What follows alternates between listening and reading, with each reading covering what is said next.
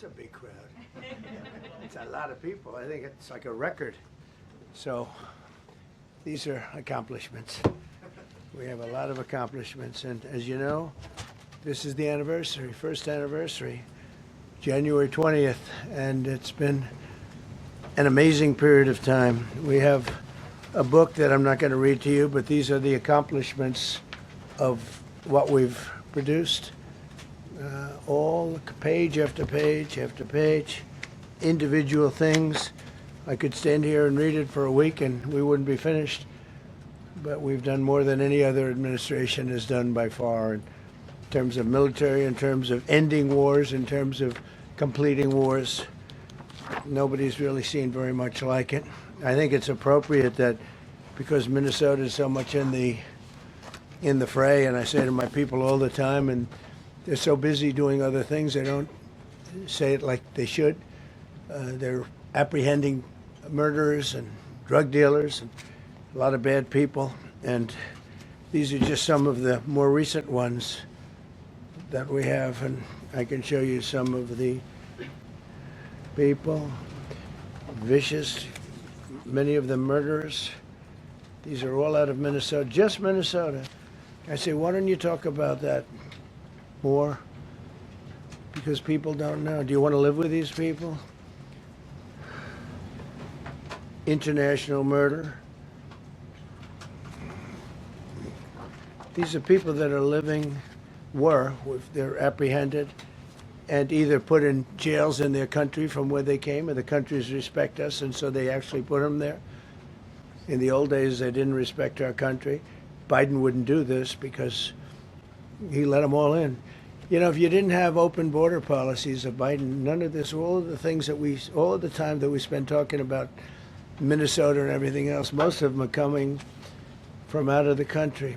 And it's been caused by a previous administration. Look at this, one after one. Boy, these are rough characters. These are all criminal, illegal aliens that, in many cases, they're murderers, they're drug lords, drug dealers, they're the mentally insane. There's some of them who are brutal killers, they're mentally insane. They're killers, but they're insane. These are just in Minnesota. In California, it's worse. In other states, it's worse. No, Minnesota, the crime is incredible. The financial crimes are incredible. And the problem is because of the agitators and insurrectionists, whatever you want, troublemakers, but they're paid agitators and insurrectionists. Nobody talks about the fact that $19 billion at a minimum is missing in Minnesota, given to a large degree by Somalians. They've taken it. Somalians, can you imagine? And they don't do it. A lot of very low IQ people, they don't do it. Other people work it out, and they get them money, and they go out and buy Mercedes-Benzes, and they come from here, they have no money. They never had money. They never had a life. They never had a government. They never had a country, because there's basically no country. Somalia is not even a country. They don't have anything that resembles a country. And if it is a country, it's considered just about the worst in the world. They come here and they become rich and they don't have a job. I was told that Ilhan Omar is worth $30 million. She never had a job. She's a crooked congressman. So here's another one. And I have, oh, by the way, we just took out, these are all what ICE is doing. And it's a dangerous job. These are rough people. Weapons. This one here is very bad.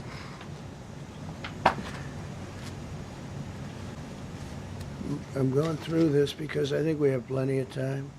I'm going to a beautiful place in Switzerland where we'll be, I'm sure I'm very happily awaited for. In Switzerland, they don't know about this. They don't have this problem. They have other problems, but they don't have this problem. Look, killed somebody. Look, and these are rough people. These are not, this was all allowed into our country through open borders, the dumbest policies. You know, men and women's sports is dumb. But to me, having an open border for the world to come in, drug dealers and prisoners. Venezuela, as an example, opened their prisons into the United States. That's why one of the reasons I felt so strongly against Venezuela. Now I'm loving Venezuela. They've been working with us so well. It's been so nice. And an unbelievably nice woman also did a very incredible thing, as you know, a few days ago. We're talking to her, and maybe we can get her involved in some way. I'd love to be able to do that. Maria, maybe we can do that. But we're dealing with the people and the president and all of the people in Venezuela, and we've been doing great. The oil companies are getting ready to make massive investments there. They have more oil than even Saudi Arabia. There you go. These are real. These are rough water. This is all Minnesota, every one of them. This is one state out of many.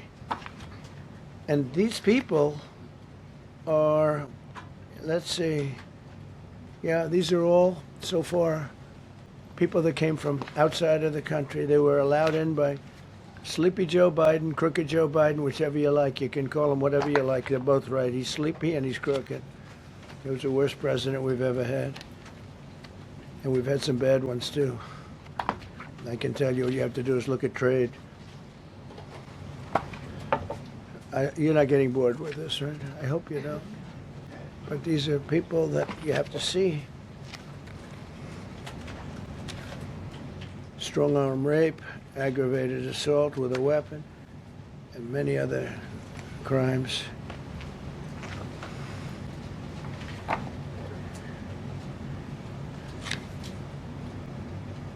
Gang member, known as one of the toughest people around. These are tough people. So this is what the people are trying to protect, because all ICE wants to do is get them out of our country, bring them to prisons and jails and mental institutions from where they came. That's all they want to do. They're patriots, and they have to be abused by guys like Don Lemon, who's a loser, lightweight. I saw him the way he walked in that church. It was terrible. I have such respect for that pastor. He was so calm. He was so nice. He was just accosted. What they did in that church was horrible yesterday. Look at this. 24 convictions. 24 times convicted. They're not charges. These are convictions. So he comes from outside the country. Do you think he's going to be good here? He's convicted 24 times. He's going to be good here, right? It doesn't work that way. It's a man murder. It's one of many. One of many. All they want to do is get him out. They want to take him out of our country. And we're met with paid agitators and insurrectionists, troublemakers. They're paid. You know, when the woman was shot, and I felt terribly about that. And I understand both sides of it. But when she was shot, there was another woman that was screaming shame, shame, shame, shame, right? You saw it. So loud. Like a professional opera singer. She was so loud and so professional.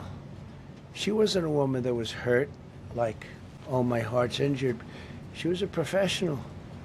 She's shame, shame. She's screaming, shame, shame. I said, that's not a normal person. That's a professional. These are professional agitators and professional people that want to see our country do badly. But that's not happening because we have the hottest country anywhere in the world, despite this stuff. Look at this. All top of the line criminals. They're not going to be good. They're not going to be well behaved here. I could do thousands. We had over 3,000 in the last fairly short while. Just in Minnesota. What's the number, Carol? 10,000. 10,000 criminals arrested in Minnesota alone. 10,000 criminals. And these are serious criminals. Now, how can a place with 10,000 criminals, how can you have a state? And yet they're fighting us. I like that guy. He keeps nodding to me. Do you agree with me, I guess? I like him. I don't know who he is, but I like him. He keeps nodding. He says, "You're right." He's obviously a little on the right side, maybe. Look, these are rough ones. So this, we just took this off a stack. We have many stacks like this. Like, I could go 30 times what I'm showing you now.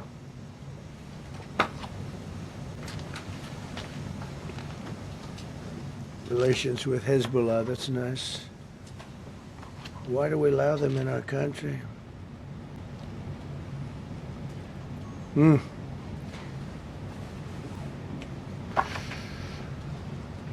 just looking at these charges. It's just pretty incredible. Many murderers, many murderers. People that murdered.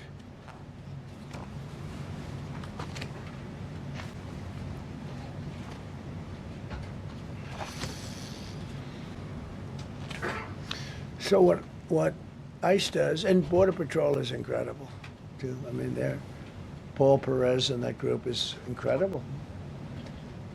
Mostly Hispanic, by the way. They're like 60% Hispanic. You know, they talk about Hispanic. They're mostly Hispanic, right? And they're unbelievable people. And then they say, oh, we discriminate against. I love Hispanic. They are unbelievable. Entrepreneurial. They have everything. I did great. I did the highest. Nobody ever got numbers like I got from the standpoint of being a Republican. But even if you look at Texas, I won the entire border along Texas, between Texas and Mexico. It never happened before. Nobody's ever done that before. I did it. As a Republican, I did it. I love the Hispanic.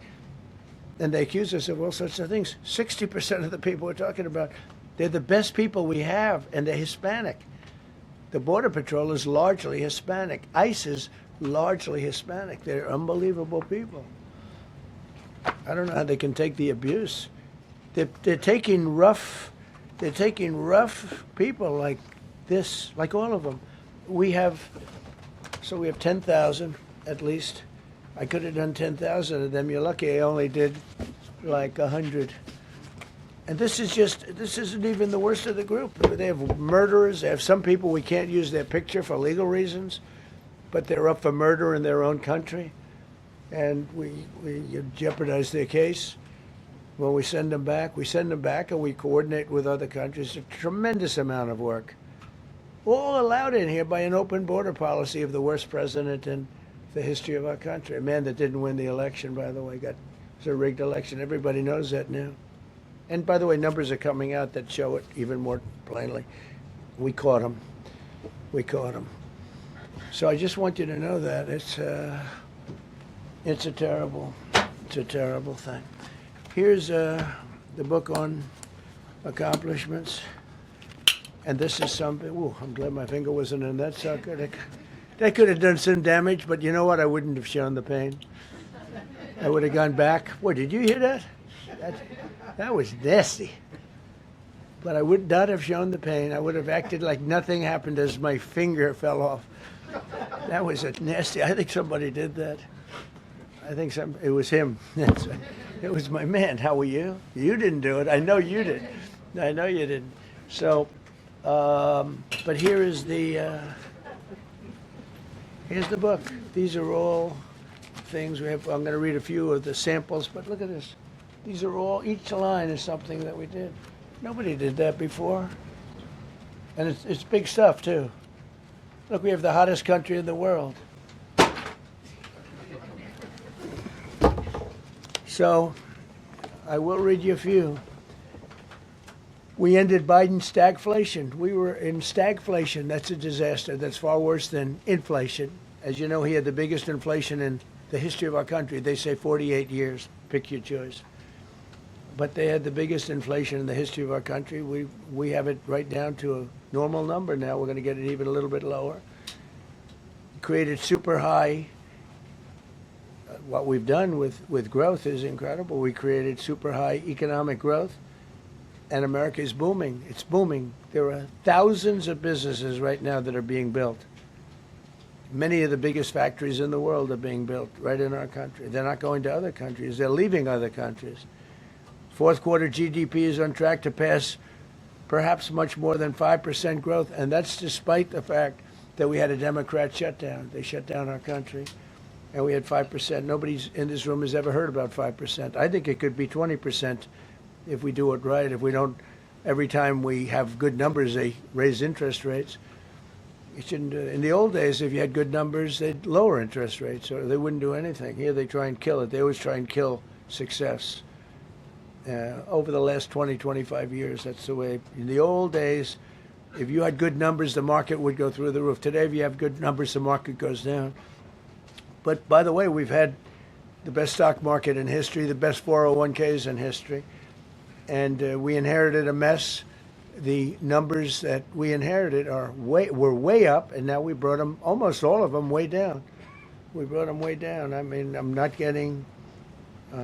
Maybe I have the bad public relations people, but we're not getting it across. We inherited high numbers and we brought them way down. And look at gasoline. They have places in the country now, $1.99 a gallon. $1.99, $2.30, $2.50. I guess the average now they're saying is $2.31. I mean, he was at $4.50 and $5 for periods of time. And he went back to the Trump formula, but he didn't do it properly, and he really went back to parts of it because you would have had $8 gasoline if they didn't, but he didn't do it properly. He had people that didn't know what they were doing. Core inflation for the last 3 months is 1.6%. 1.6. Their core inflation was so high that nobody could even calculate it. Under Biden, real incomes declined $3,000. Think of that, $3,000. That's a year. In 12 months, Trump real incomes went up by $2,000 and $3,000 and even in some cases $5,000. It's a tremendous difference. Stock market has set 52 all-time record highs during the course of the 11 months, because this was done on 11 months. Now we are actually officially 12 months as of today. 52 all-time record highs. That means 401ks did great.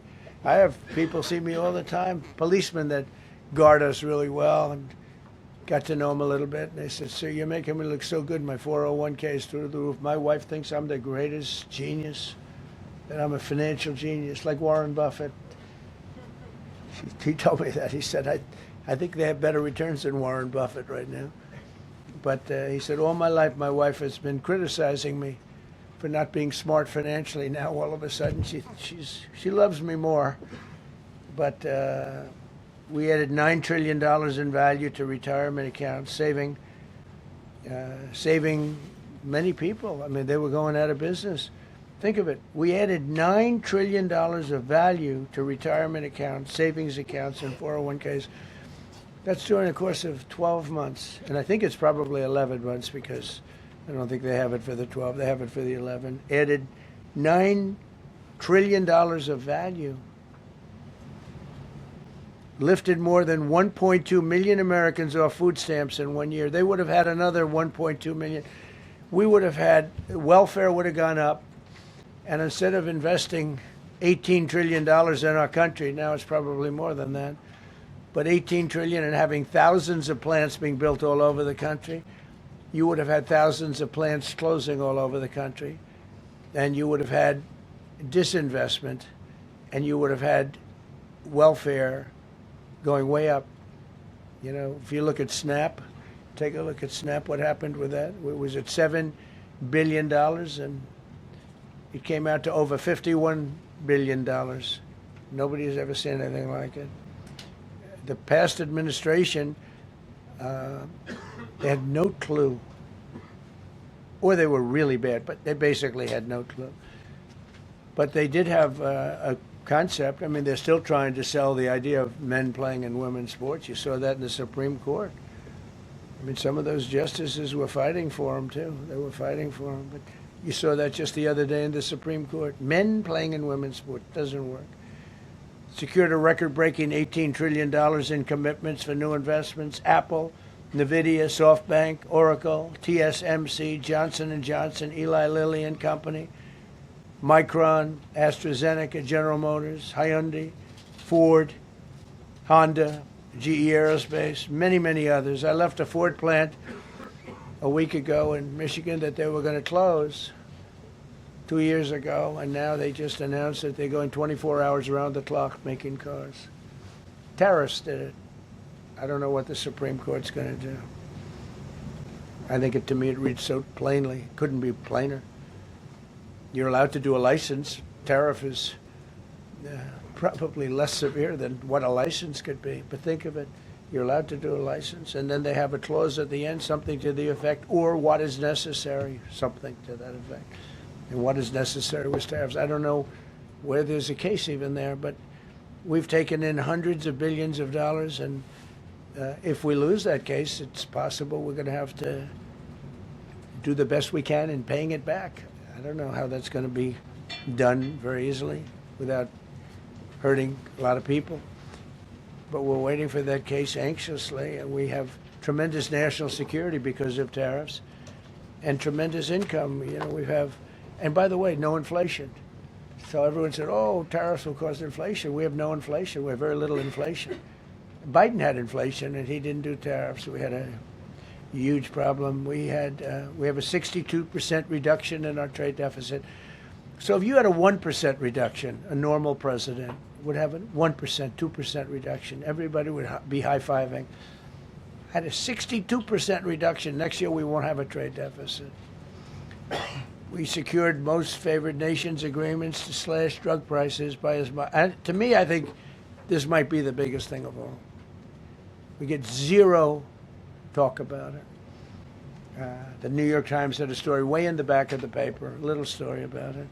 I think it's the biggest thing there is when you talk about health care. Drug prices will go down more than ever before for any country because we were priced at such a level that we were subsidizing the entire world, big place in the world. We were paying 10, 12, 13 times more than other countries. 13 times more, not 13%, 13 times more. A pill that was selling in London for $10 would sell in New York for $130. It's 13 times. More than that even. But we secured most favored nations agreements to slash drug prices by as much as 300, 400, 500, and even 600%, including with Pfizer, AstraZeneca, Eli Lilly, Novo Nordisk, Gilead Sciences, EMD, Serenio, and many others. If you look at some of the prices that are coming down, where a price would come down $1,300 coming down to $87.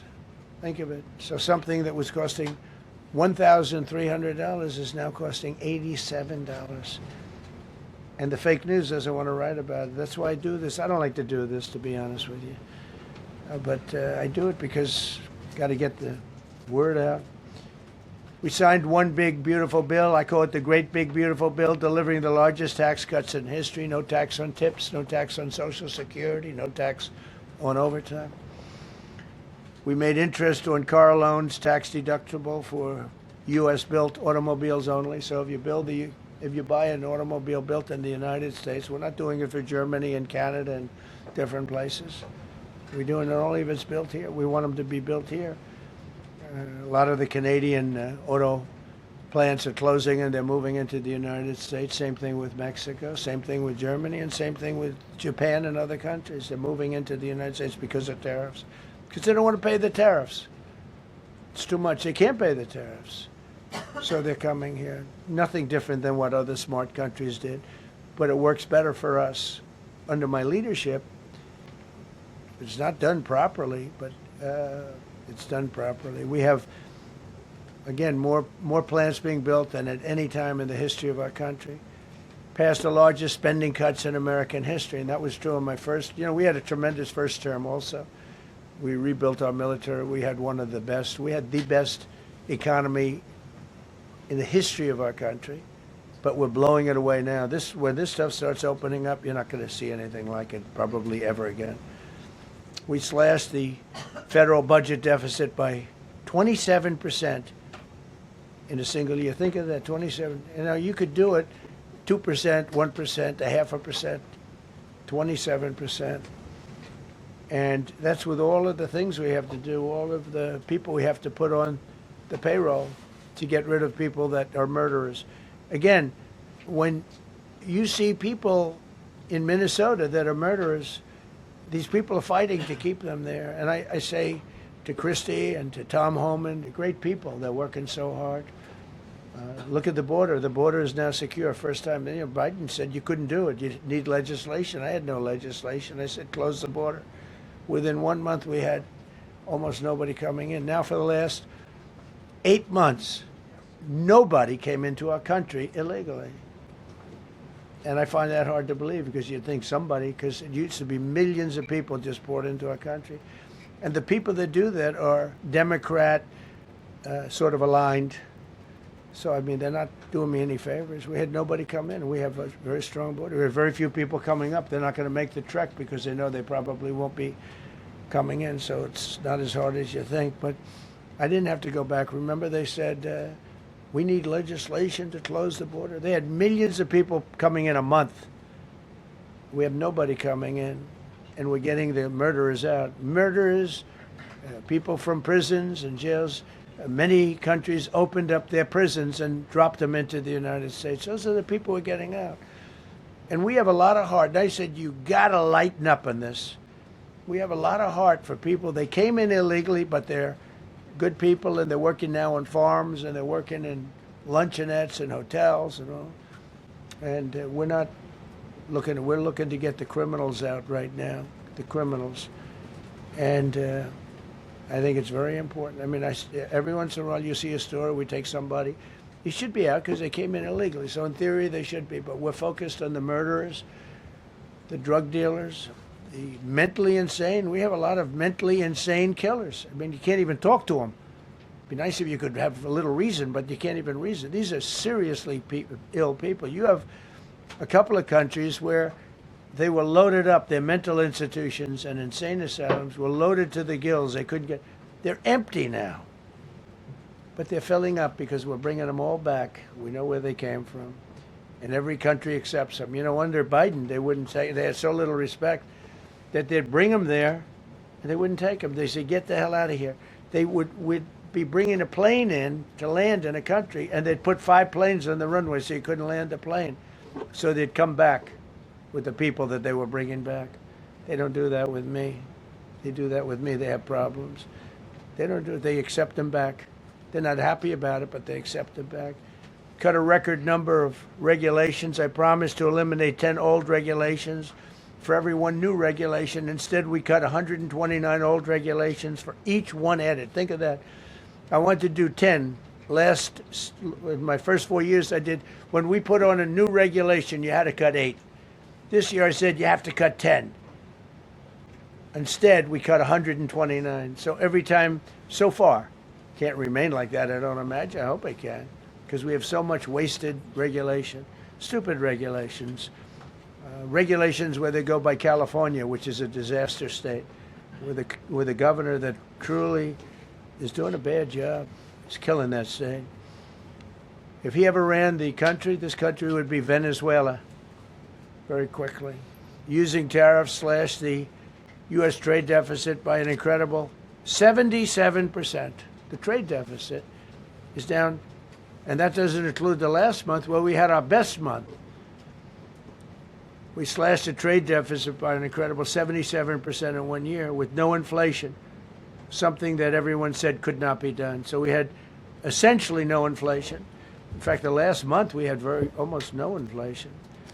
But we slashed the trade deficit by 77%. If you slashed it by 1%, that was good. Again, we did that with tariffs and intelligence. We did that with November 5th, great election. We secured historic trade deals to reduce barriers on U.S. exports with countries covering 40% of all U.S. trade. Think of that. American exports are up by more than $150 billion this year. People said, oh, we're not exporting. All we do is buy. If you keep buying, you're not going to have a country for very long. So we increased exports by more than $150 billion. Investment in American factories is up 41%. That's a record. Nobody goes 41% up. You go 2% up, 1% up. You go down by 3%. If Kamala got elected, the 41% up would be 41% down. We removed over 270,000 bureaucrats from the federal payroll. That's another thing. So we have, we announce our unemployment numbers, call it unemployment or employment, and they were very good. But we could make them great. But we've slashed tremendous numbers of people off the federal payroll. Because ultimately, if you're on the federal payroll, I mean, we have jobs where they had 10 people for every job. So we cut. Now, if you want to see some good numbers, I'll hire 1 million people. We cut millions of people off the federal payroll. I don't like doing that, but the good news, I don't feel badly because they're getting private sector jobs and they're getting sometimes twice as much money, 3 times as much money. They're getting factory jobs. They're getting much better jobs and much higher pay. But all I have to do is say, like, what the Democrats do all the time. They hire 1 million people, and then they hire another million. They load it up, and it says, oh, they only have a 3% unemployment rate. It's a fake rate. So with us, we're proud of the fact that we cut so many because, again, I don't want to cut people. But when you cut them and they go out and get a better job, I like to cut them. And sometimes they have to be forced to do that because, it's like they want to stay where they are. They don't know. And then all of a sudden they end up, we have many cases, Karoline, where people were devastated. They hated Trump. I got caught from my very boring federal job where they had, again, sometimes 10 people to do one job. And they were very upset. And now they ended up with a job where they get paid 3 times more money. They're ending up buying houses. It's like crazy. So they went from not liking me to liking me a lot because it's hard to get. We need people. We need people. It's one of the reasons. I mean, when you have good people in the farm or good people in hotels and everything else, we want to work with them as much as we can. Under Biden, 1 out of 4 jobs added was a government job. Think of that. So 25% of the jobs added. That's when you know that, that's 25% of the jobs aren't real jobs. But again, I could do that. I could add 2 million jobs right now, would have an unemployed. I could say just hire some more people. I do the opposite. I say get rid of everybody that's unnecessary because that's the way you make America great again. When you have, all these jobs where people are sitting around doing nothing and they get a lot of money by the government, it's no good. But that's what the Democrats do. They show, we were at 4% unemployment. That's a good number. But they just add jobs, or they wouldn't cut. They would never cut jobs. Under Trump, 100% of all new jobs created have been in the private sector. Think of that. Not 1% has gone to federal. So under Biden, 1 out of 4 was a government job. Under Trump, 100% of the new jobs created, 100% came from the private sector. That's how you make your country wealthy and strong and good. We inherited the worst border in history and turned it into the strongest border in history. Illegal crossings have plummeted to the lowest level ever recorded, down 99.999%. That means down 100%. 99.999. I want to find out who that one person is. For 8 months in a row, 0, and these are government numbers, these are not my numbers. For 8 months in a row, 0 illegal aliens were admitted to our country. 0. Nobody came in, unless they came in legally. We have a big process for having people come in legally, by the way. A lot of people are coming in legally. They have to prove they love our country. They have to prove that they're not going to need welfare. A lot of things they have to prove. For the first time in 50 years, we are now seeing reverse migration, where because we're getting all of these illegal people out. People that came in illegally, in many cases they're criminals, in many, many cases. Remember when they used to say that the people that come into our country as immigrants are very nice people, they're wonderful people, they don't commit crime. No, they make our criminals look like babies. They make our Hell's Angels look like the sweetest people on earth. The Hells Angels are now considered a nice, high-quality person. I like the Hells Angels. They voted for me. They protected me, actually, believe it or not. But they make our criminals look like babies. These are some of the most vicious people anywhere in the world. They came from the Congo. The prisons, I know the Congo because I ended the war with the Congo and Rwanda. Tough group, very tough group. They came from prisons in the Congo. Some of the toughest, meanest people you'll ever meet. Thank you very much. They allowed them to come into America. These are tough people. Before my election, 100% of net job creation was going to foreign migrants. Since my inauguration, 100% of the net jobs created have gone to American-born citizens. That's a big thing. In other words, we're now taking care of our people. 100% of net jobs created have gone to the American-born people. Before that, we didn't care. Designated Tren de Aragua, MS-13, and the Mexican drug cartels as foreign terrorist organizations, and we've hit them hard. You've seen what we've done on the water. We're starting to do that on land. The land is much easier, actually. Water is incredible. We did that on the water so that when you do it on the land, they don't go to the water. Nobody's going into the boat business right now, I can tell you. 97% down drugs coming in by water. Think of it, 97%. Nobody ever heard of that before. They heard 2%, 1%. It went up 2%. 97, and we're looking for the 3%. Who the hell are the 3%? They're crazy. But we've taken out almost 100% of the drugs coming in by water. Now we're going to be very shortly starting drugs coming in by land. We know exactly where they're coming from. Removed tens of thousands of illegal alien gang members, drug dealers, murderers, child predators, human traffickers, fraudsters, savage criminals, and others. We removed them from our country. They're out. They're gone. In some cases, they're so dangerous that we put them in jail because we don't want to give them to their country. Their country doesn't do anything, and they end up coming back. We have some that they're so bad that we don't want to really release them. We want to put them in a jail where we know they're properly ensconced. Think of that. Remove tens of thousands of illegal alien gang members, drug dealers, murderers, child predators, human traffickers, fraudsters, and savage criminals. Why wouldn't you want them removed? The reason is because these are insurrectionists that are doing this work. And, you know, they're going to make mistakes sometimes. ICE is going to be too rough with somebody, or, you know, they're dealing with rough people. They're going to make a mistake sometimes. It can happen. We feel terribly. I felt horribly when I was told that the young woman who was had the tragedy. It's a tragedy. It's a horrible thing. Everybody would say, ICE would say the same thing.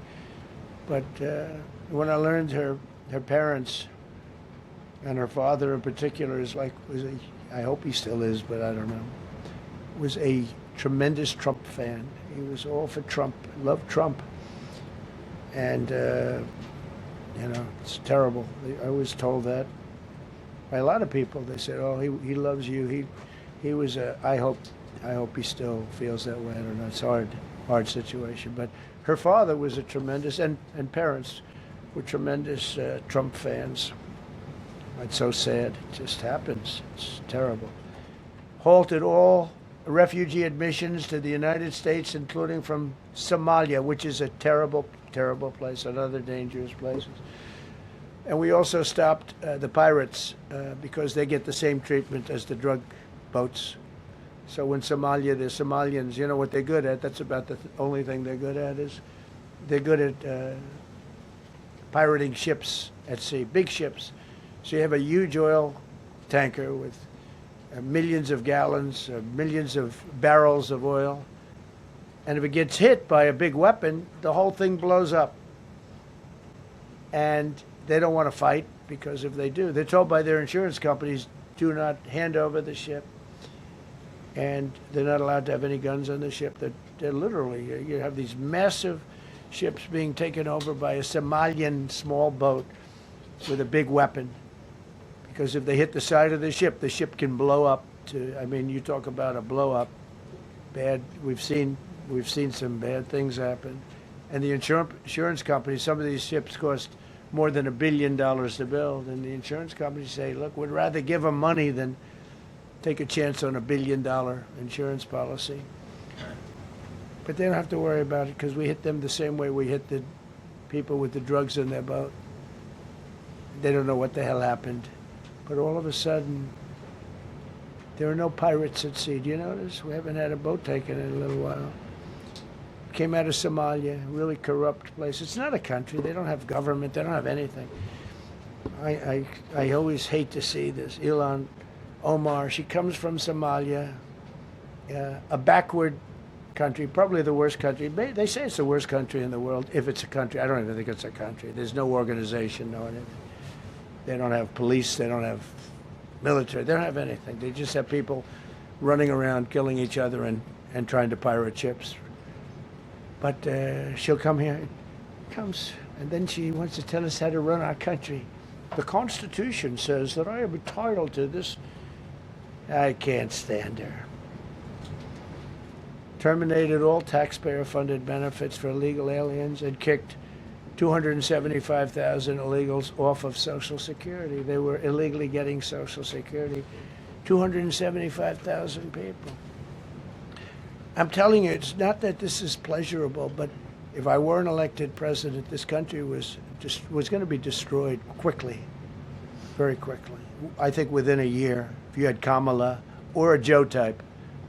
I mean, Joe was a disaster, but if you had Kamala, he was the replacement. I was up by like 25 points on Joe, and they said, hey, let's get somebody else. This never happened. Well, I had so many firsts. You're leading somebody by a lot, and they say, oh, let's take him out, let's put somebody. That's like I said to Dana White the other night. I said, you know, Dana, it's like you have a fighter, two fighters, one guy is winning by a lot. And they say, oh, let's take this guy out, let's put a new fighter in the ring with him. That's what happened to me. I was doing great with Biden. The whole campaign was against Biden.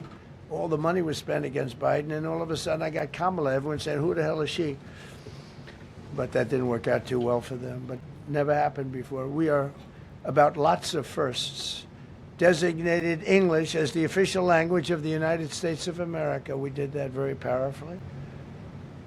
And while we're at it, we also took the Gulf of Mexico, and now it's the Gulf of America. Because we have 92% of the shoreline. It always bothered me. I'd say, you know, we have most of the shoreline. Mexico has a small percentage, talks about 8%. We have 92%. And I said, why is it the Gulf of Mexico? It should be the Gulf of America. I was going to call it the Gulf of Trump, but I thought that I would be killed if I did that. I wanted to do it. I wanted to. My people work so hard. Sir, I don't think it'll look too good. I'm telling you, it's a good thing. And it'll be hotter than ever, I said. No, but I decided not to do that. I'm joking, you know, when I say that. I was not going to call it the Gulf of Trump. Because tomorrow it'll be, Trump wanted to call it the Gulf of Trump, but he was rebuffed by his people. My people don't rebuff me too much. The Gulf of Trump, that does have a good ring, though. Maybe we could do that. It's not too late. No, we have the Gulf of America now. It's great. Our country is proud for the attack on Venezuela, the attack on the Iran nuclear capability, wiped it out. I mean, first administration, Soleimani, the father of the roadside bomb, al-Baghdadi, the father of ISIS, who was rebuilding ISIS. We wiped them out. Done a great job. Signed an order that will end birthright citizenship for children of illegal migrants. You know, that case is in court right now. That case was meant for the children of slaves. All you have to do is look at the years. Look at the years where the cases were filed and where the decisions were made. They were right at the end of the Civil War. They're trying to say that, you know, in China's making a big business out of that. They come to the country, they have a child, the American citizen, they get all the benefits. It had nothing to do with that. That was for the children of slaves. And I hope the Supreme Court so rules. designated fentanyl as a weapon of mass destruction. It is. We lost, I believe, 300,000 people this year. 300,000 people. That's like filling up one of those big football stadiums 5 times. It's not even believable. I mean, you could be in a war and you wouldn't lose that many people. So we designated fentanyl a weapon of mass destruction. Conducted numerous successful military strikes against narco-terrorists operating in our hemisphere, including the water strikes. Drugs brought in by ocean. So I told you that we're down by, close to 100%. It's hard to get somebody to pilot those boats. Very hard. They have to be people that don't watch television, don't read the news. And we just blew up their facility. They had a docking facility where the drugs were stored. And now we have a great relationship with Venezuela. We're getting along fantastically with the leadership in Venezuela, so we wouldn't have to do that. This was done before the attack. But we captured and brought to justice the outlaw dictator of Venezuela, Nicolas Maduro, who, through drugs, killed millions of people in our country. Tremendous drug dealer. Also sent millions of people into our country, including Tren de Aragua, the worst gang. They say it's the worst gang in the world. They took over parts of Colorado. They just take the apartment building. They just took it away. Just took it away like we're here. They cut the hand off one man because he called the police. Who called the police? I did. You took my apartment from me. Boom. No hand.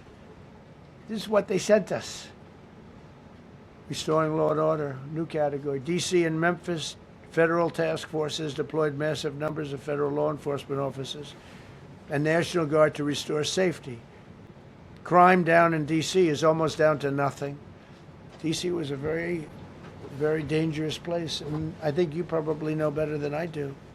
I have a lot of people in the media thanked me for that, but some of them found it hard to thank me. But, D.C. is now, look how beautiful. D.C. is now, you can walk right from here to a restaurant, right through the center of town. You can be with your child, with your loved one, with your lover. Your lover's not going to be killed anymore, so you can act like a real lover. But you can walk right through the middle of the town, and D.C. is beautiful again, too, You notice we took all the fences down, almost all. The rest are coming down. We got the graffiti all off.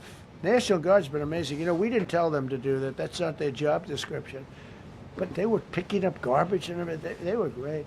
And I don't know. To me, a town, it looks better when you have military people. These are big, strong guys, are bad guys. Look at them and they say, we're not going to mess around. But what they don't know is that we took over 2,000 people permanently out of D.C. These were career criminals.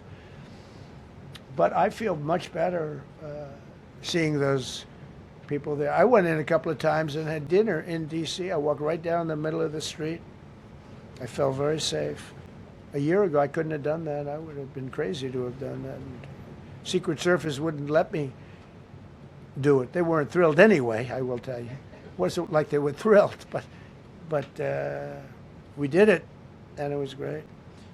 But D.C. is a great thing. We have virtually no crime in D.C. anymore. And before we did this move, we could do the same thing with Chicago. We brought Chicago down 25%, even though we just had a minimal crew there. We brought Wisconsin down. We brought Minnesota down, way down, even though everything's a fight, because they want to keep those people that are lying on the floor. They want to keep those people in Minnesota, but they really don't. I don't think the real people of Minnesota, it's a very corrupt place, and the elections are totally corrupt. I feel I won it all 3 times. Nobody's won that state since Richard Nixon. It's a rigged state. And the Somalians vote as one group, even if they're not citizens, and they vote as one group, and you get 600,000 votes against you. They all ought to get the hell out of here. They're bad for our country. Nationwide achieved the largest reduction in violent crime on record. So this just came out. Nationwide, over the last 11 months, achieved the largest reduction in violent crime on record, including the largest one-year drop in murders ever recorded almost 2,000 lives were saved. That's despite the fact that we took in criminals under the leadership of the Democrats and Joe Biden.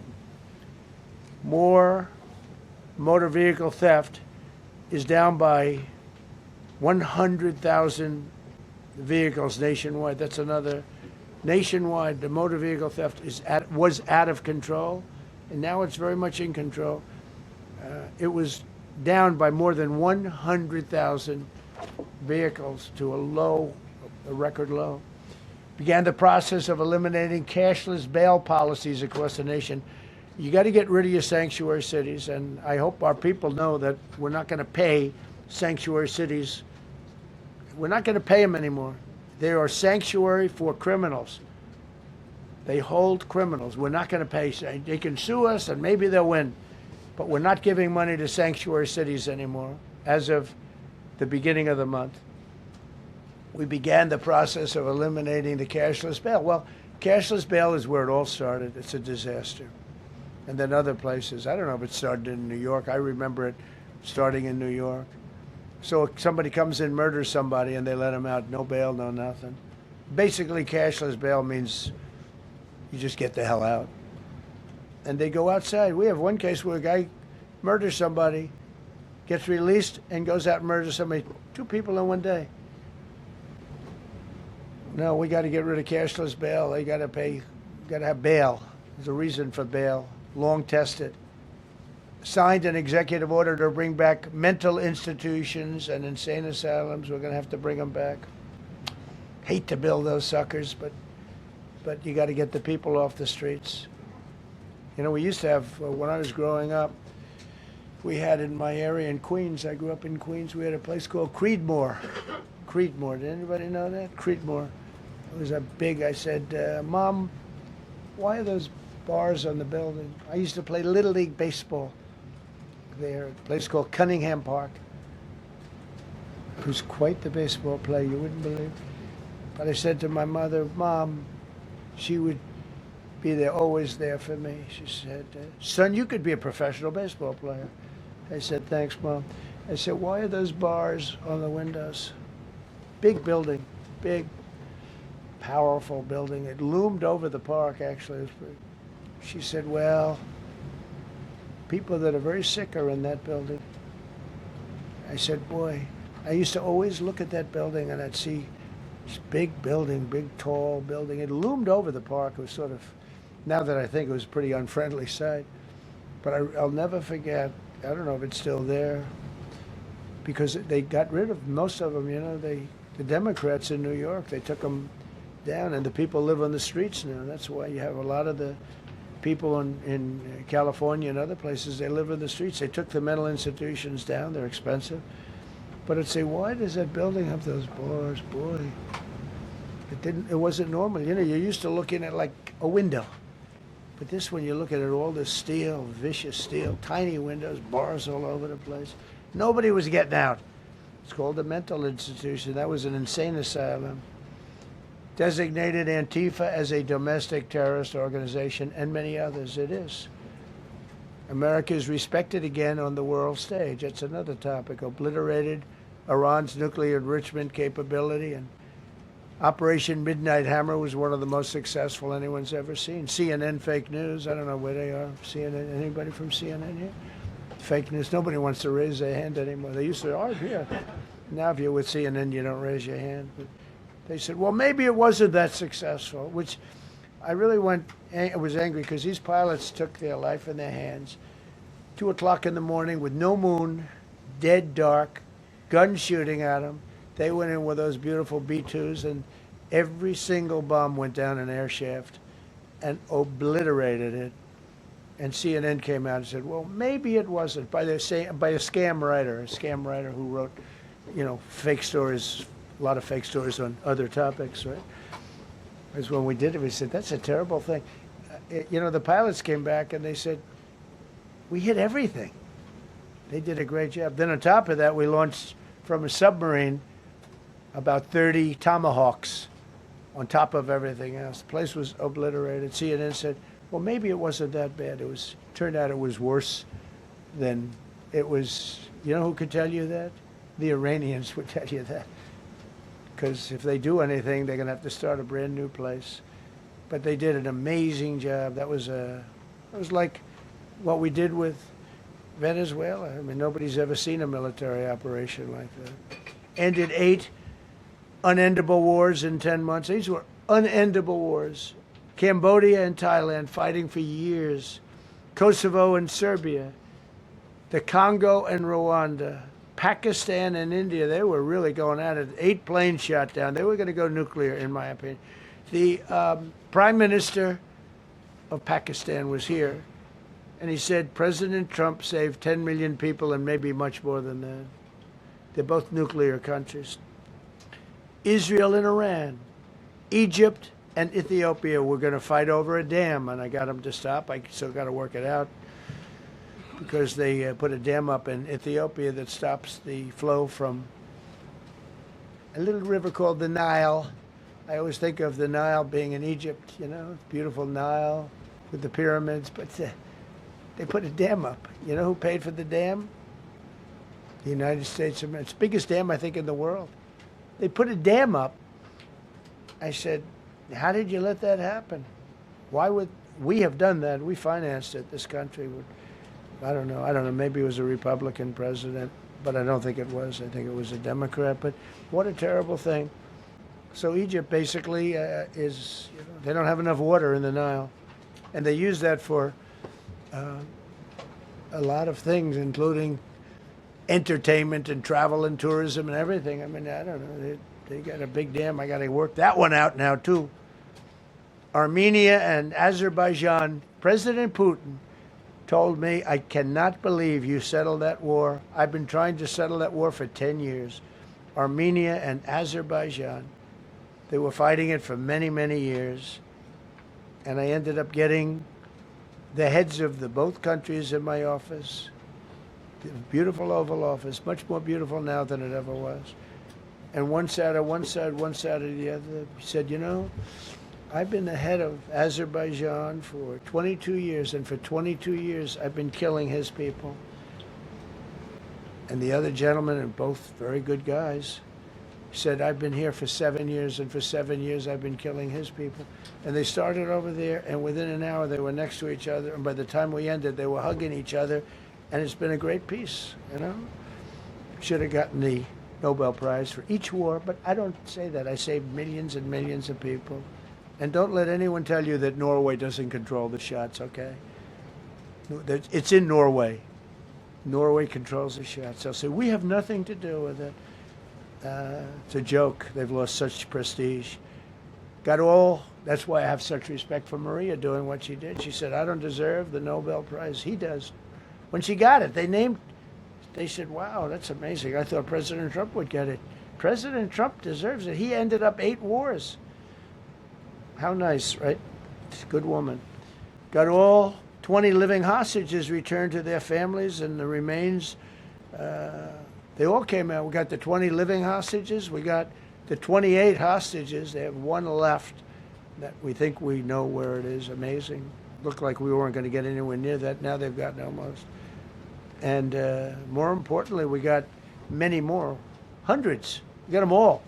If we didn't do it, you wouldn't have had, most of those people would have been dead. I don't know if that's covered properly, but you know, the 20 is great. They were the last ones. I always said the last 20 are going to be hard, but we got them. We got the last 20, and we got close to 28 of the bodies of the dead. And to those parents, that was just as important as getting their son back alive. They were almost even more intent on they knew their son was dead. They wanted to get the body. I got him back. We just created the Board of Peace, which I think is going to be amazing. I wish the United Nations could do more. I wish we didn't need a Board of Peace, but the United Nations, and you know, with all the wars I settled, the United Nations never helped me on one war. I mean, I guess I'm not blaming them. I didn't call them to help, but I got, you know, the presidents and prime ministers together. We knocked heads. We got along, and they liked me. I liked them. Every single one of them nominated me for a Nobel Prize. Every one of the wars, among many other people. nominated me for a Nobel Prize. But Putin told me, I cannot believe you got this war settled. I've worked on it for 10 years because it's his territory. Rescued 83 American hostages and citizens detained from abroad without paying a lot of money, paid no money. Apprehended terrorists responsible for the Abbey Gate bombing that claimed the lives of 13 U.S. service members in Afghanistan, the lowest point in the history of our country. That was a Biden disaster. I was getting out, but I was getting out with dignity and strength. We were the boss. Oh, we were the boss. They wouldn't do a thing against us. And this very stupid person got in, and what a shame. They should have left from Bagram, which is the big military base, which has hundreds of acres around it. Should have left from Bagram. Terminated visas of Hamas sympathizers and deported pro-jihad foreign nationals. Got NATO members to agree to raise defense spending to 5% of GDP from 2%, and they paid the 5% and they didn't pay the 2%. And by the way, I did more for NATO than any other person alive or dead. Nobody's done for NATO. And I think for the most part, they'll tell you that. I think you could ask the Secretary General about that, but he said it a lot. I've done more for NATO than anybody, and I see all this stuff, but NATO has to treat us fairly, too. The big fear I have with NATO is we spend tremendous amounts of money with NATO, and I know we'll come to their rescue, but I just really do question whether or not they'll come to ours. You know, I'm just asking. Just saying, right? You remember during the debate? Just saying. Signed $1 trillion investment in U.S. military. And next year, we hopefully will go to $1.5 trillion. We're building battleships that are 100 times more powerful than the battleships of World War II, which are the big, beautiful, those big, beautiful things with the guns. I said, what about bringing them out of dry dock? They said, sir, what we're building will blow them away. Think of it. These ships are 100 times more powerful than the battleships that you see on Victory at Sea. Do you ever see Victory at Sea? What a great thing that is to watch. Renamed the Department of Defense into the Department of War, which everyone loves, by the way. Signed landmark critical minerals deals with Australia, Malaysia, Thailand, Ukraine, Japan, and many others. We're going to have so much rare earth. It's actually not that rare. Getting it processed is rare, but there's a lot of rare earth. There's a lot of earth around, I can tell you. Withdrew from the corrupt World Health Organization, where we were paying hundreds of millions of dollars a year. So we were paying $500 million a year, and China was paying $37 million a year. I said, why aren't we paying the same as China? They said, well, nobody asked. I said, China's got 1.4 billion people. We have 350 million, probably, with all the illegals, you know. China probably knows more accurately. But we have much smaller in terms of the number of people. We have a much more powerful military, but we have much smaller. I rebuilt the military during my first term, by the way. And while they gave away a lot to Afghanistan, the Taliban, which was just horrible seeing them, every year seeing them do that military down some dirty street, is a disgrace. But while Biden gave a lot of it away, it's a tiny fraction compared to what we did. I rebuilt the military, and now we're continuing to build it. And bigger and better. We need it. Peace through strength. But we withdrew from the corrupt World Health Organization. So I remember we were paying $500 million. They were paying 37 or 39 million. And I said, how come? So I withdrew, and they called, we'll give you the same deal that they had. I said, well, it should be less than that, because if they're at 37 and you have 3 times, 4 times the number of people, even maybe 5 times, I don't know. So it should be less, but I didn't want to chisel around. And I thought about it. So I could have taken 500 million to 37, and everybody knew it. I chose not to do it because it was actually very popular when I got out, because they were terrible. And so I chose not to take that deal. First thing Biden did is go back into it. You know what he paid? More than 500 million.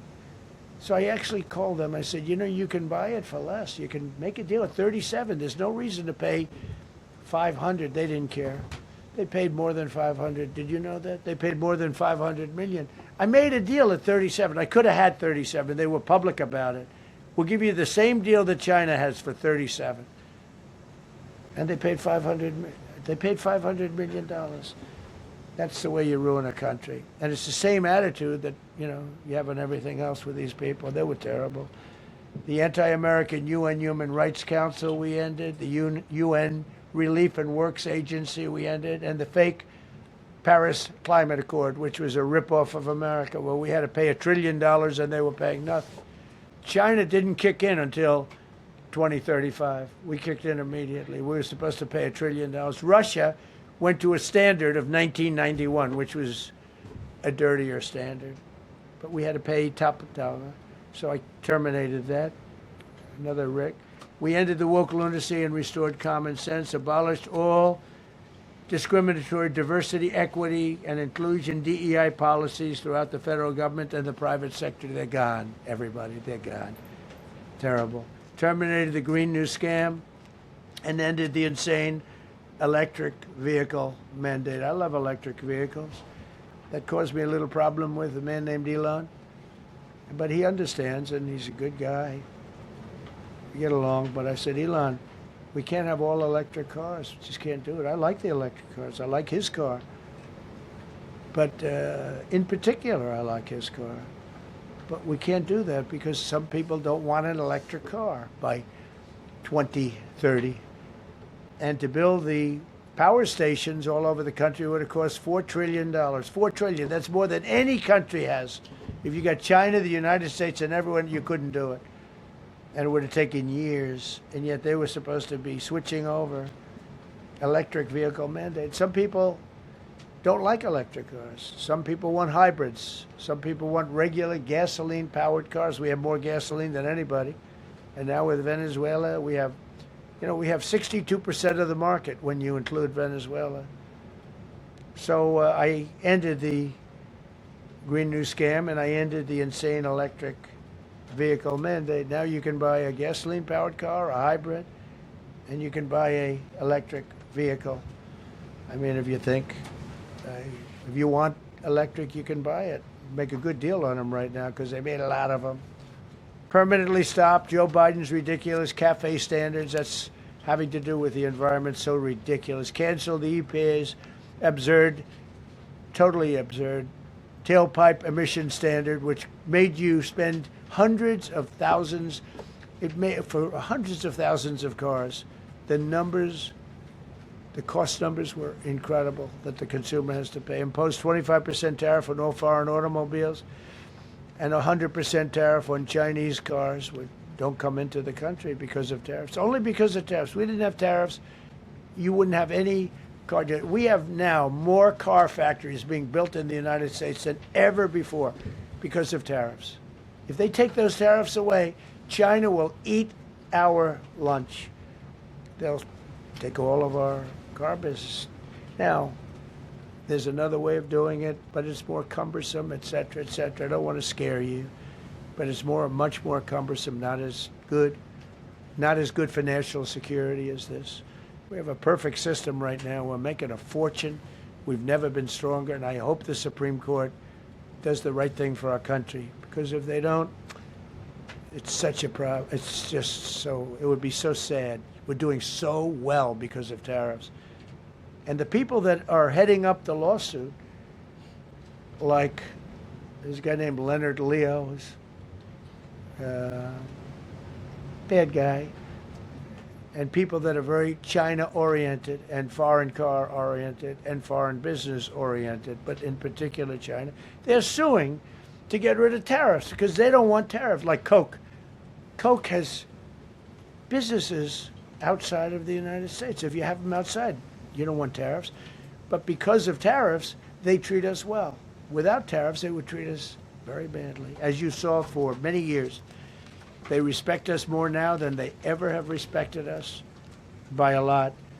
And revoked the California emissions waiver to stop San Francisco communists from regulating the automobile industry and destroying automobiles and the industry in the nation. I was with Bill Ford of Ford Motors. I was with all the people at General Motors the other day, and they are making more money and building more cars than they are doing so good. All because of tariffs and what I've done. And they're building their plants all in the United States. Reopened Anwar for drilling. That's a big deal. Launched a massive Alaskan pipeline project to export natural gas to Asia. We made a deal with South Korea and with Japan that gives us money, the likes of which nobody's ever seen before. Signed executive orders to end Biden's war on coal and I say clean, beautiful coal. I never say the word coal. It has to be preceded by the words clean, beautiful coal. And put miners back to work. The miners love Trump. I think I got 100% of their vote. We banned transgenders from the military. We don't want transgender in the military. Ordered reinstatement of patriots expelled from our military with full back pay. So we had some people that were terminated, and they're coming back into our military. Fired the woke boards of visitors at our military service academies. The boards of visitors were run by radical left, maybe communists, maybe not, but they were still heavily radical left, and they were bad for us. Signed an executive order to remove anti-American propaganda from federal museums and national parks. Required the federal employees to return to work in person or be fired. We don't want them sitting in their home on their bed working. We want them in an office that we're paying for in Washington, D.C., or wherever it may be. And we've largely taken care of that mess. That was crazy. I guarantee you they're out on the ball fields. I guarantee you they're out playing golf. And you can't run a country or a company that way. I think it's happening even so with countries and companies. But we had so many of our federal workers, they wouldn't come into work. Signed an order banning all government censorship and restoring free speech. Made it the official policy of the United States government that there are only two genders. This was not a tough one. Two genders. Can anybody guess what they are? Male and female. I think the Democrats know that too, but they refuse to admit it. Ban the use of puberty blockers, hormone injections, and other chemical and surgical mutilation of children. Can you imagine saying this 15 years ago? That we banned the use of puberty blockers, hormone injections, and other chemical and surgical mutilation of our children. You know, when I say it, I say, do I have to say that? I actually ask my people today, yes, sir, because that's where the country went. Banned men from playing in women's sports. Big Supreme Court case on that. I mean, I can't believe it. Some of the justices were fighting hard for men to be able to play in women's sports. A couple of them. I can't imagine it, but I think anybody that rules that way should lose a lot of credibility. But we banned men from playing in women's sports. All you have to do is look at the records. Look at weightlifting records. Look at swimming records. Look at track and field. It's not fair. It's very demeaning to women. Banned transgender ideology and critical race theory from our schools. Secured unprecedented settlements with Brown University, Columbia University, and many other colleges, including the University of Pennsylvania, where I went, the great old Wharton School of Finance. To restore fairness and merit, we're working with Harvard right now. They've been very anti-Semitic. Terrible what they've done. And we'll see what happens. I hear we have a deal, but who the hell knows with them? They have a lawyer that wants to show how hot he is. Ended taxpayer-funded student loan forgiveness for radical left and anti-American activists. Can you believe it? Began the process of abolishing the Federal Department of Education and returning education back to the states. And Linda McMahon is doing a fantastic job. Ended Joe Biden's weaponization of our government and removed his hand-picked radical left Marxist prosecutors from the Department of Justice, like deranged Jack Smith. He's a sick son of a bitch. They gave me the worst of the worst. And here I am. How did that happen? How did that happen? He's a sick guy, and Letitia James is sick, and Alvin Bragg is sick. They're sick people. and others. Fani, you can't call Fanny. She doesn't like it. She wants to be called Fani. Fani Willis. I won. Can you imagine putting somebody through that? And then if I suggest that somebody may be guilty of a terrible crime, oh, he's weaponizing government. Trump is weaponizing government. It's terrible. Can you imagine? They say to me about weaponize, I don't weaponize anything. But what they did to me, nobody ever went through what I went through. And here I am in a place called the White House. It's a beautiful place. Who would have thought, right? Signed legislation to cut all taxpayer funding to woke and biased NPR and PBS. And they're sort of gone now, I guess. I heard they closed up. They were terrible. They were so unfair. They were so terrible. Officially reinstated Columbus Day. I like the name Columbus Day. The Italian people are very happy about it. Remember, when you go to the voting booths, I reinstated Columbus Day. That was an easy one. Christopher Columbus. Cut Social Security wait times by 50%, serve 65% more Social Security recipients by phone, and are on track to doubling the service and performance compared to the Biden administration. We're 2.5 to 3 times better and faster. Slash VA claims backlog to the lowest number ever recorded. Created Trump accounts starting with $1,000 for every newborn baby. This is something that's become so popular. And I give Mr. and Mrs. Michael Dell Computer, who put in $6.25 billion, started with nothing. And he actually invested all that money to give to kids so that when they grow up, they have an account that might be worth a lot of money. It'll be riding with the markets. And, you know, they can, at 20 years old, 21 years old, they could have $100,000. They could have a lot of money. That's going to be amazing. But I give a lot of credit to Mr. and Mrs. Michael Dell. Signed AI executive order to ensure the United States dominates the future of artificial intelligence. So we're leading China. We're leading the whole world. We're producing more electricity than we ever have because I'm allowing every one of those plants to build their own electric facility. We're giving them very, very fast approvals, unlike Los Angeles with the fire. So the federal government, I want to give a lot of credit to Lee Zeldin. The hardest approval for the 20,000 houses or more that burned down in Los Angeles because they didn't have the water. They didn't allow the water to come down from the Pacific Northwest. They routed the water into the Pacific Ocean. So we had no water there. He had. I would say open up the water. Open it up to the governor, to the mayor.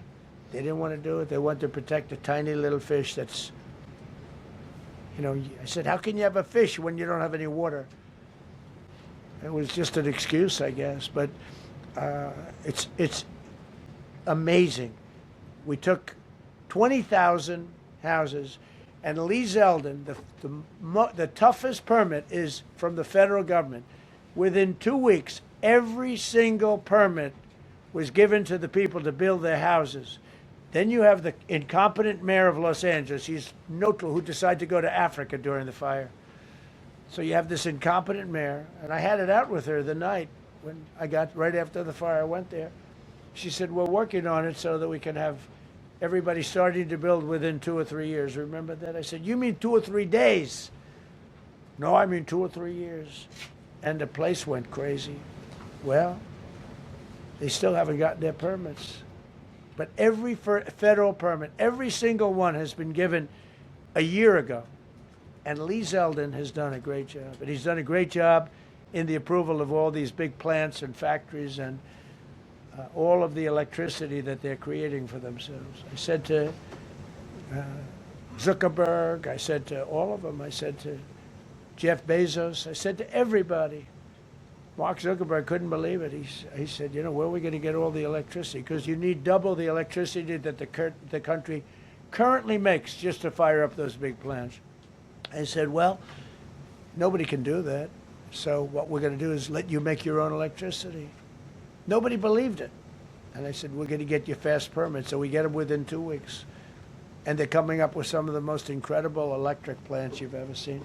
So each one of those massive buildings, AI or otherwise, is building their own electricity. They're building their own plant, and it's incredible. Many of them are under construction already. They're going to have. We're leading AI, and we're leading China by a lot.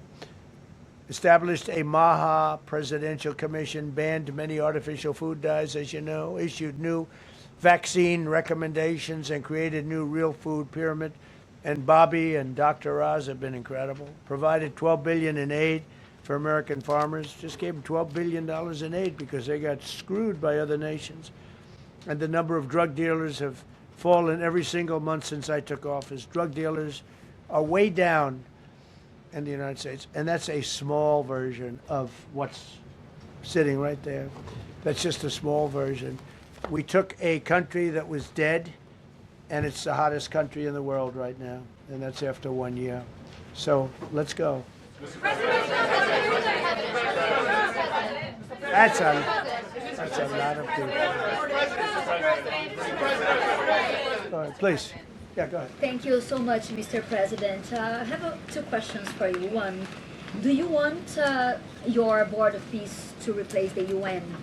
Well, it might. I mean, the UN just hasn't been very helpful. I'm a big fan of the UN potential, but it has never lived up to its potential. The UN should have settled every one of the wars that I settled. I never went to them. I never even thought to go to them. They should be able to settle those wars. They don't. I believe you got to let the UN continue because the potential is so great. And another one, Mr. President, you invited Lula from Brazil to be part of the Board of Peace. I did. What role do you expect him to play, especially a big role. I like Venezuela? Yeah, and another one, because the Are you from Brazil? Yes. The EU and Mercosur just signed a trade agreement this weekend, which is going to be the biggest trade zone, free zone in the world. Right. At the moment, you are talking a lot about tariffs. What is your reaction to that? So, two questions, Lula. Well, I just think this. I think we have trade like we've never had before. We're doing better in trade than we ever have before. We're not being ripped off by every country in the world like we were before. We're doing numbers that nobody's ever thought possible. We're the richest we ever were. It's because of tariffs and the proper use of tariffs, and we're also the most secure. As an example, Iceland, without tariffs, they wouldn't even be talking to us about it. So we'll see what happens. I think it's going to work out quite well. Yeah, right behind. Thank you, Mr. President. How would you characterize your relationship with Emmanuel Macron and Keir Starmer right now? And have you spoken to them since your Truth Social post last No, I night? haven't, but I think I get along very well with them. I mean, they always treat me well. They get a little bit rough when they're, when I'm not around. But when I'm around, they treat me very nicely. And, I like both of them. They're both liberal. They've got to straighten out their countries. You can't, London is having a lot of problems. And if you look at Paris, got a lot of problems. They have two problems, immigration and energy. They got to stop with the windmills, and they got to go back like UK has an unbelievable asset called the North Sea. Norway uses it, makes a fortune. They have a better section of it, and they don't do it. They could straighten out their countries, and it would be good. But I get along very well with them. You told Norway's prime minister Are you from Norway? No. You look like you would be from Norway. But she looks like she's from Norway. Go ahead. You told Norway's prime minister that you not winning the Nobel Peace Prize made you feel less obligated to think purely of peace. Well, I lost a lot of respect for Norway. And I believe very affect... strongly that Norway controls the Nobel Prize. But you have to understand, I settled 8 wars. I've had every one of those wars, every participant wrote, I didn't ask him to do it. They sent in strong they make recommendations for that. But I settled 8 wars. No president's probably ever settled 1 war. I don't know, think of it. I did 8. The reason I do it is because it's easy for me to do. And I didn't do it for a Nobel Prize. I did it because I'm saving a lot of lives. I'm trying to settle the final one. I'm trying to do Russia-Ukraine. And when Russia's ready, Ukraine's not. When Ukraine's ready, Russia's not. But they're losing 25,000 people a month on average. And I'm trying to get that one done. But no, I feel that Norway has tremendous control over who gets the Nobel Prize, despite what they say. How far are you willing to go to acquire Greenland? You'll find out. Mr. President, Kevin Hassett has said that those $2,000 tariff rebate checks would be up to Congress to decide whether or not to disperse that. Do you agree with Kevin Hassett on that, or do you think you can do that unilaterally? No, I don't think we would have to go the Congress route, but we'll find out. The reason we're even talking about it is that we have so much money coming in from tariffs that we'll be able to issue at least a $2,000 dividend and also pay down debt for the country. But we'd do a $2,000 dividend to the people of our country. We would probably set a limit of, income limit where it made sense. But we will be able to make a very substantial dividend to the people of our country. I believe we can do that without Congress. Last night on Truth Social, you said that the British plan to hand the base of Diego Garcia over to Mauritius and then rent it back was an act of great stupidity. Previously, you've backed that deal. Is it now your position that the deal should not go ahead? I think that they, when they originally were going to do it, they were talking about doing some concept of ownership. But now they're looking to essentially just do a lease and sell it. And I'm against that. It's a reasonably nothing like Greenland, but it's a reasonably important area of the globe. Not to anywhere near Greenland, but I think they should keep it. I don't know why they're doing it. Do they need money? Mr. President, with your support to the Syrian government, most probably you avoided another civil war and a bloodshed in Syria, especially after the fall of the regime. I did a good job. And, the Syrian government, the last 2 weeks, had to use some force to implement its force on specific areas. And Well, with to keep the prisoners, the terrorist prisoners, which are some of the worst in the world, at bay. So they were able to keep that. He's working very hard. The president of Syria is working very, very hard. Strong guy, tough guy, pretty rough resume. But you're not going to put a choir boy in there and, get the job done. I spoke with him yesterday because we were talking about the prisons and, what was going on. We have some of the worst terrorists in the world in those prisons, and he's watching them. Syria. Mr. Go ahead. President, Gavin Newsom is going to be at Davos if he's not already there. You're probably going to run into him. I presume that this is for him to raise his platform for 2028, but what do you anticipate his foreign policy platform is going to be? I don't know. I don't know that he's going to be the nominee. I know this. I had a very good relationship with Gavin Newsom when we were, in office together. I was president. He was the governor of California. We had he would talk about it often, and somewhere we just went astray. I just hate the way California is being run. We actually have people leaving. It's never happened before, but I hate the way it's being run.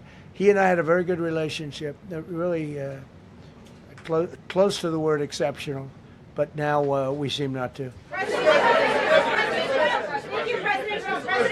You spoke earlier. Mr. President, you've been hearing from allies. Thank you. No. Thank you so much, President Trump. Kara Castanova from Lindell TV. And you spoke earlier about the 2020 election. Now that Maduro is in U.S. custody and he was criminally charged, has any more information emerged that you could share with us regarding Venezuelan election software and Venezuelan ties to tampering with the 2020 election? And would you consider speaking to Maduro personally in prison in New York to get some answers on Venezuela's involvement with the 2020 election? No, I don't think I would be doing that. I think my lawyers would be very unhappy if I did that. Yeah, they've learned some things. Please.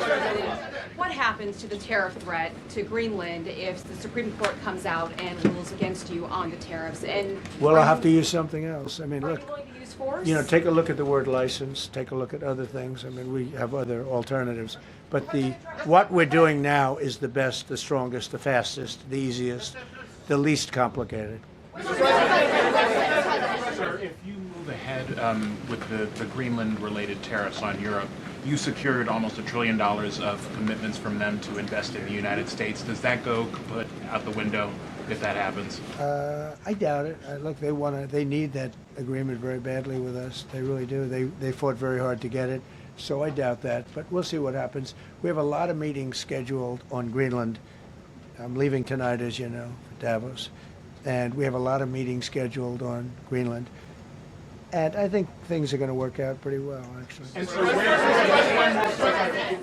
Thank you, Mr. President. Will you still go to Paris for the G7 emergency meeting as offered by President Macron? No, I wouldn't do that.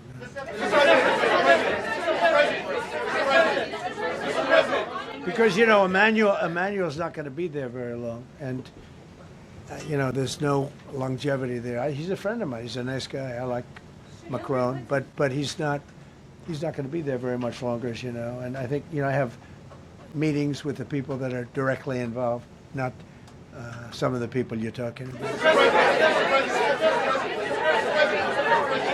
Thank you so much. Thank you so much, Mr. President. Happy You know, I've New Year. never seen this room like this. Is this a celebration of the first year? Yes. Have you ever seen it? I've never seen this many. I hope we have a very good. I hope we have a very good structural floor. You know, this used to be a swimming pool. You're sitting over a swimming pool. I could see that happen. But we need a good structure here, don't we? Huh? Yeah. Thank you so much, Mr. President. Happy 1 year anniversary. Thank you. And my question is on Syria. The Kurds, as the most loyal U.S. partners, facing attacks by some Syrian elements within the Syrian government. Will you do to ensure the Kurdish rights protected and their effective forces against terrorism in Rojava, Syria continued, as the Kurdish see you as a president does not abandon his allies?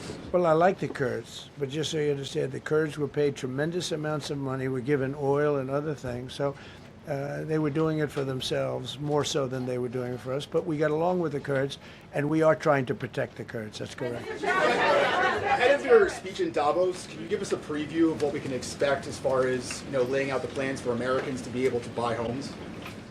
I think more than anything else, what I'm going to be speaking about is the tremendous success that we've had in 1 year. I didn't think we could do it this fast. Think of it, it's just now 12 months, and you know, I say it often, we have the most successful country in the world, we have the hottest country anywhere in the world by far, and this country would have been absolutely stone cold dead. And I'm going to be talking about it. I'm going to be, because, you know, a lot of them could use some of the advice as to what we did. They need energy. You take a look at their energy policy, they're going to destroy themselves with what they're doing with the windmills and all the nonsense. They need energy help badly, or they're going to be in big trouble, and they need immigration help badly. How much longer do you want to go? Call with. I do. I have a very important call with President Erdoğan, who I like a lot. All right, one or two more questions. Go ahead. Thank you, Mr. President. During Go your ahead, second, please. Go ahead. One Thank question you, Mr. about the President. critical we had one. Yes. Thank you, Mr. President. The red blouse. Go ahead. You talked a lot at the beginning of this about the economy, some positive economic indicators. Polling shows a majority of Americans don't feel the economy is doing well. Are you worried you're making the same mistake as President Biden by telling No, I them? hope I don't make the same mistake as him. Look, I inherited a terrible, it's a great question, because we inherited a terrible, terrible mess between the border, between all the problems. The whole country was falling apart. And in 12 months, less than 12 months, in 12 months, we have the strongest border we've ever had.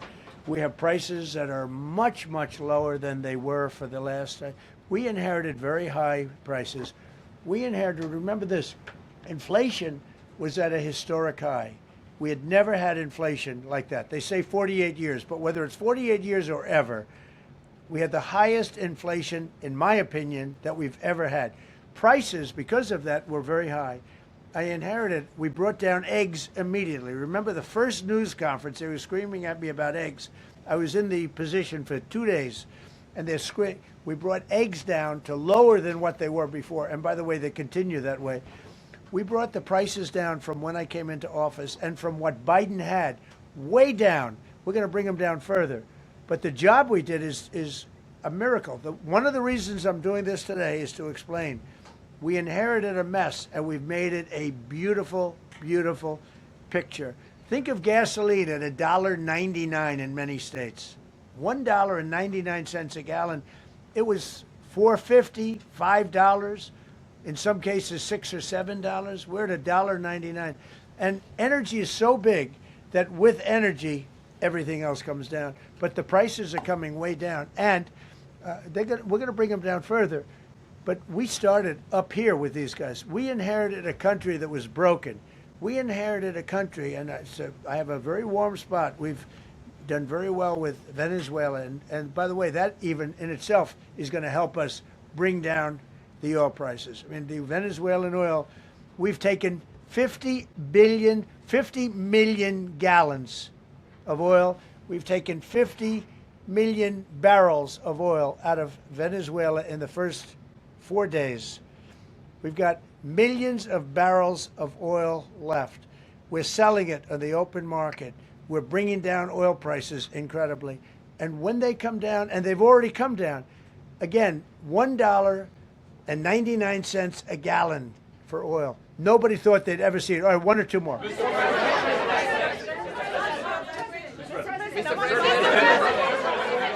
ahead, go, yes.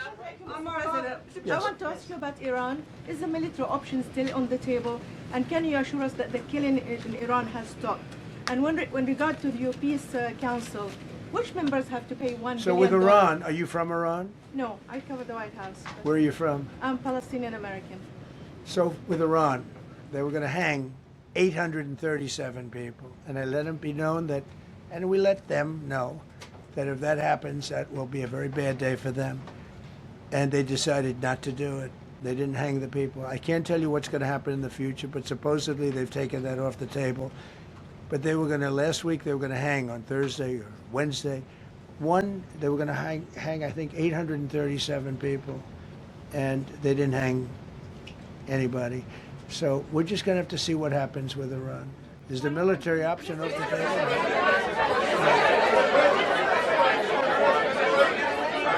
Go ahead. Thank you, Mr. President. Thank you, President Go Trump. ahead, please. Thank you, Mr. Congratulations on your President. first year. Go ahead, I'll take your question. Okay, thank you. Thank you. Thank you, Go Mr. ahead, President. right here. Thank you, Mr. President. You promised during your second inaugural to always put America first. I'm curious, how would you winning the Nobel Peace Prize improve the lives of average, everyday Americans? Why is this prize so important? It wouldn't improve the lives of any. What improved the lives of people are people that are living. I saved probably tens of millions of lives in the wars. You know, if you add up the numbers, just if you look at any one of those wars, you're talking about millions of people. You multiply it times 8. But when you look at India and Pakistan, that could have been 10, 15, 20 million people. Could have been more than that. So I saved millions of people. So that to me is the big thing. What? You suggested a moment ago that perhaps the reason why a positive story about the economy isn't getting through is because of, bad communications people. But are average Americans wrong to still feel high prices? And how much longer does the White House hope that they? So I think a lot of people are listening to the fake news a little bit, and I'm not blaming anybody. I think I blame ourselves. I think we've done a much better job than we're able to promote. We're not promoting. We're doing a great job, and we're sort of letting the promotion take care of itself. One of the reasons I'm doing this news conference, I think it's important. We have taken a mess and made it really good. It's going to get even better. But if you look at prices from a year or a year and a half ago, you look at the Biden prices, they were way up through the sky. And, they use the word affordability. They just say affordability, and they don't talk about it. They created the affordability problem, and we are solving it. We have solved a lot of it. Again, everybody agrees in this room, I think, gasoline prices have come per gallon way down. When that happens, everything else comes down, but they've come down way down. Many of the groceries have come way down. It's all happening, and it's happening strong. But if you go back a year and a half, 2 years, take a look at those prices and look at the prices now.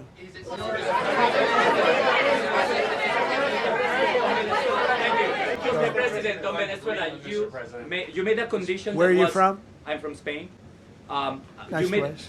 Thank you.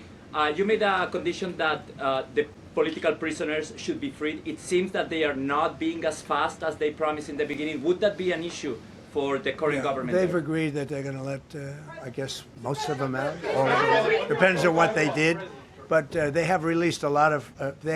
Released a lot of political prisoners in Venezuela. Mr. President, earlier on last last year, you had mentioned, you had indicated that you wanted to take back the Panama Canal.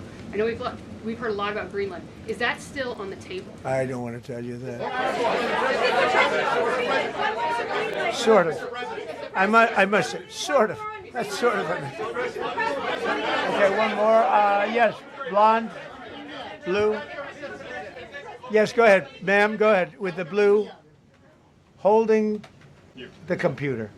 If a consequence of your determination to take control of Greenland is the ultimate breakup of the NATO alliance, is that a price you're willing to pay? You mean the breakup of it's very interesting. NATO alliance. So I think something's going to happen that's going to be very good for everybody. Nobody's done more for NATO than I have, as I said before, in every way. Getting them to go up to 5% of GDP was something that nobody thought was possible, and pay. At 2%, they weren't paying. At 5%, they are paying. And they're buying a lot of things from us, and they're giving them, I guess, to Ukraine. That's up to them, but they're giving them to whoever they're giving them to, but they're buying a lot. I think that we will work something out where NATO is going to be very happy and where we're going to be very happy. But we need it for security purposes. We need it for national security and even world security. It's very important. How about it? Thank you very much. First of all, last year you told me that you believe that the reason you won an election is because God put you in this place so that you could save the world. Looking back 1 year, do you feel like God is proud of the effort that you've put in? I do, actually. I think God is very proud of the job I've done. And that includes for religion. You know, we're protecting a lot of people that are being killed. Christians, and Jewish people, and lots of people are being protected by me that wouldn't be protected by another type of president. No, I think a lot of people are very proud of the job we've done. We've had an amazing year. This has been one of the greatest years. Even some people that wouldn't necessarily love me instinctively, they're saying this was an incredible year. We've had an incredible year economically. Look at our border. Our border was a disaster. People poured. It was an invasion into our country of a lot of very bad people. Good people too, but a lot of very bad people from prisons and drug dealers and gangs and horrible people, murderers, thousands and thousands of murderers allowed into our country. And we now have the strongest border of any country. There's probably not a country, I guess North Korea has a pretty strong border, by the way, but there's not a country in the world that has a border like we do. And we took it from the worst border. We had the worst border in the world. Now we have one of the strongest borders in the world. One more question. You said you're confident something's going to get worked out in Greenland, but Greenlanders have made it clear they don't want to be part of the U.S. Well, what gives the U.S. the right to take away that self-determination? When I speak to them, I'm sure they'll be thrilled. Mr. President, are you committed to keeping the U.S. in NATO? I've had such a good relationship. I've made it so much better, so much stronger. It's so good now. NATO is so much stronger now. I don't agree with a lot of the things they've done, but that was done before I got there. I think NATO's been good. Sometimes it's overrated, sometimes it's not. But we have a strong NATO. When I came here, we had a weak NATO. We had a NATO at 2%, and they weren't paying. You had a nothing NATO. NATO's, whether you like it or not, it's only as good as we are. If NATO doesn't have us, NATO is not very strong.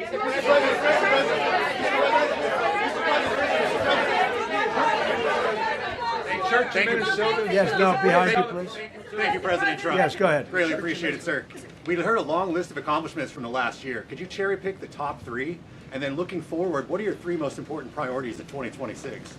So I think the building of a really powerful military has been a great achievement, and that would include the Venezuela thing. That would include the attack on Iran and the wiping out of the nuclear threat. I think that's been really amazing what we've done militarily. I think what we've done in business has been incredible. We have $18 trillion coming in. Plants are being built all over. Thousands of plants are being built all over the country. 18 trillion is a record. No country has ever come anywhere even close to that. I think that's a record. And I think that most favored nations for drugs is something that nobody thought they'd be able to get. Tariffs helped me there because the nations would have never gone along with it if I wasn't able to say If you don't go along with it, we're going to put a 10 or a 15 or a 20% tariff on your nation. And they went along. And our drug prices are going to come down at numbers never even seen before, never even thought possible before. So those would be three things. Thank you. Thank you all very much. Thank you very much. How much did you pay for Greenland, sir? How was the game? Go Indiana.